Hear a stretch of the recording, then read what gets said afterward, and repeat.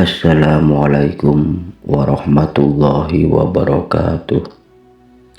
Ada orang rajin ibadah di bulan Ramadan. Salatnya tidak pernah tertinggal, puasanya dijaga, zikirnya panjang setiap malam. Namun, anehnya hidup terasa sempit. Hubungan dengan orang lain sering bermasalah. Rumah tangganya penuh ketegangan dan doanya seakan tertahan di langit. Lalu muncul pertanyaan yang menusuk hati. Apakah mungkin Allah tidak mengabulkan doa kita? Bukankah karena ibadah kita kurang, tetapi karena lisan kita terlalu sering melukai tanpa kita sadari. Kita merasa baik-baik saja, tapi mungkin ada banyak hati yang telah kita lukai lewat kata-kata. Lisan adalah nikmat kecil yang sering diremehkan. Kita sangat menjaga sholat agar tidak tertinggal, tetapi lalai menjaga ucapan. Kita takut batal puasa, tetapi ringan menyakiti perasaan orang lain. Kita lupa bahwa lisan adalah pintu besar pahala dan dosa. Satu kalimat yang lembut bisa menguatkan hati seseorang, namun satu ucapan yang tajam bisa meninggalkan luka seumur hidup. Disinilah kita perlu jujur pada diri sendiri. Seberapa sering kita merasa benar, tapi lupa bahwa kata-kata kita melukai. Yang membuat dosa lisan sangat berbahaya adalah karena ia sering terasa ringan. Ghibah dianggap obrolan biasa, sindiran disebut candaan, kata kasar dibungkus kejujuran. Padahal Rasulullah Shallallahu Alaihi Wasallam telah memperingatkan bahwa banyak manusia tergelincir di dalam neraka bukan karena langkah kaki mereka, tetapi karena lisan mereka. Betapa menakutkan jika amal ibadah yang kita banggakan habis hanya karena ucapan yang tidak pernah kita sesali. Ada seseorang dikenal rajin beribadah dan aktif dalam kelab kebaikan. Namun, lisannya tajam, ia mudah mengkritik, sering meremehkan, dan jarang menjaga perasaan orang lain.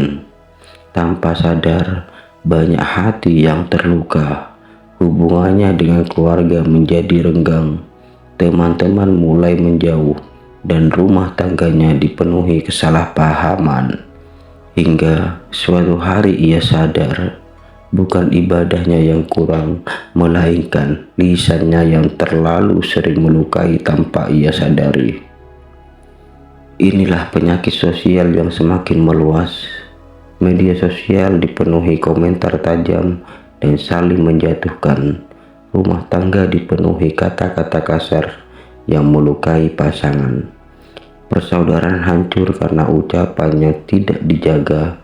Karena ingin hidup damai, tetapi lupa bahwa kedamaian dimulai dari lisan yang bersih.